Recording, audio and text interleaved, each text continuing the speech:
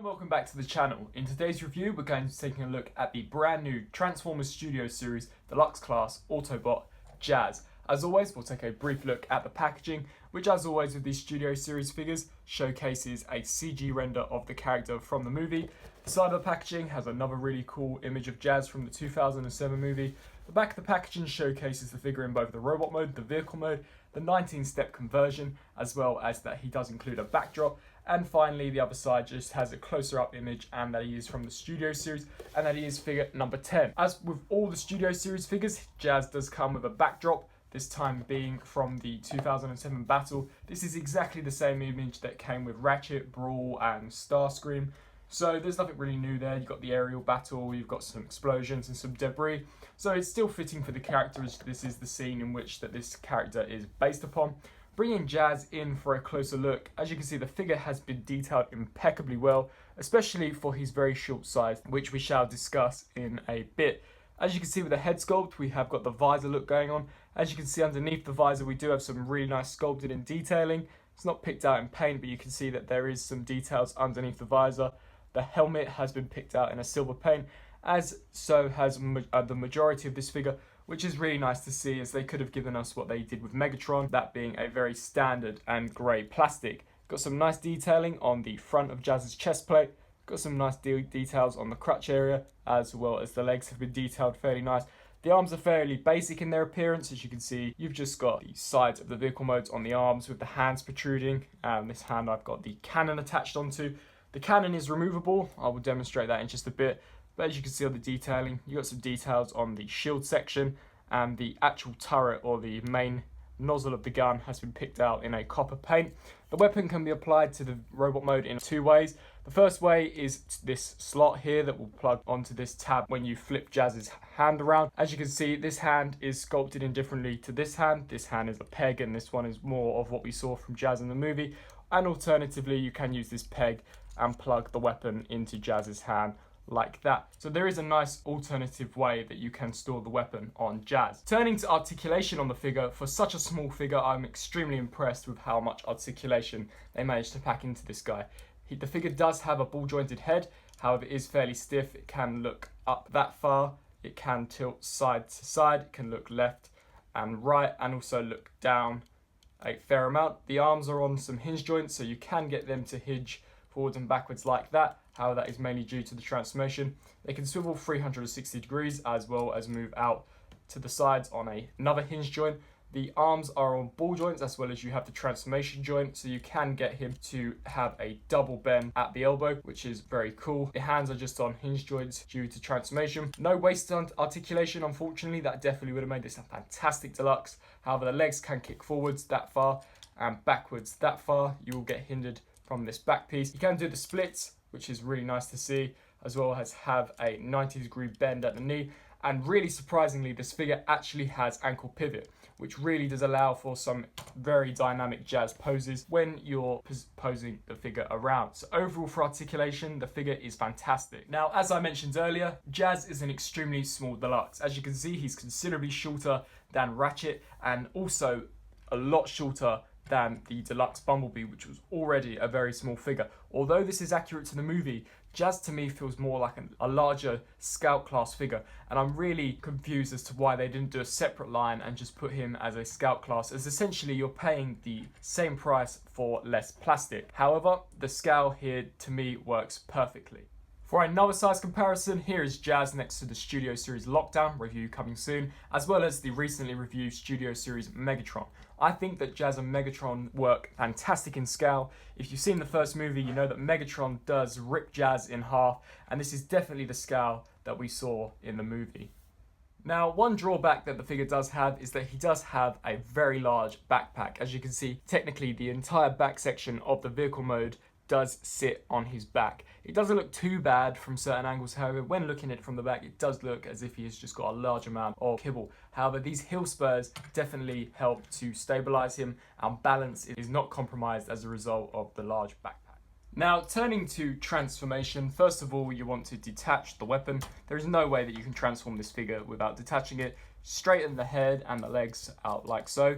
If you haven't already, fold this hand in as well as this hand like so. You then want to come around to the back and you'll see a tab in there that you want this notch to plug in. Just line this up and tab it into place. Repeat the exact same process on the other side. Just tab it in like so. You then want to turn the figure around and come to this back section, which will then lift outwards. You then want to take this section and pull it out until it clicks into place like that. You then want to come to the feet and fold up the heel spurs, and then bring the figure around to the front and bring these sections down on these double hinge joints, just like that. You are then going to want to hinge the feet upwards like that until they soft tab into place. As you can see here, you want to just bring it in just like that so that the feet look something like this. You are then going to want to hinge the second joint upwards like that, just to prepare him for the transformation. And once you do that, you should have something that looks like this. You then want to separate the upper body away from the torso. Just pull it and it will detach just like that. You will then want to pull the hinge section down so that it is straight like that, and then collapse this all upon itself. You want this section to then collapse like this all the way on itself. The clearance will be compromised. As you can see here, we've got some tabs on these legs that will plug into these slots. So you just need to make sure that you are getting everything clicked in to place until you tab those sections in together. And then looking around, you've got the other side done. You then want to take this back section here and just tab everything together, just like that. Here are a couple of clips. Now I do have some tolerance issues on mine. Unfortunately, I do have some gaps. I'm not sure if it will be like this on every copy. I have transformed this figure a few times now and have had no luck in getting this whole section to sit entirely flush. What you'll then want to do is come to the head section and just push the head backwards into that cavity there. You'll then want to take this whole section here and swivel it around, which I thought was a really neat trick and was something that was included in the Human Alliance transformation. Now you just want to line the arms up and give everything a nice push until it tabs into place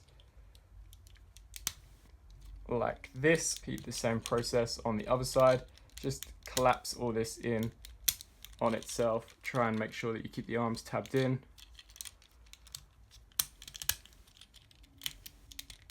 And just tab that all in together until you've got something like this. You then want to pull this grill section out like that and then rotate it around and push it inwards.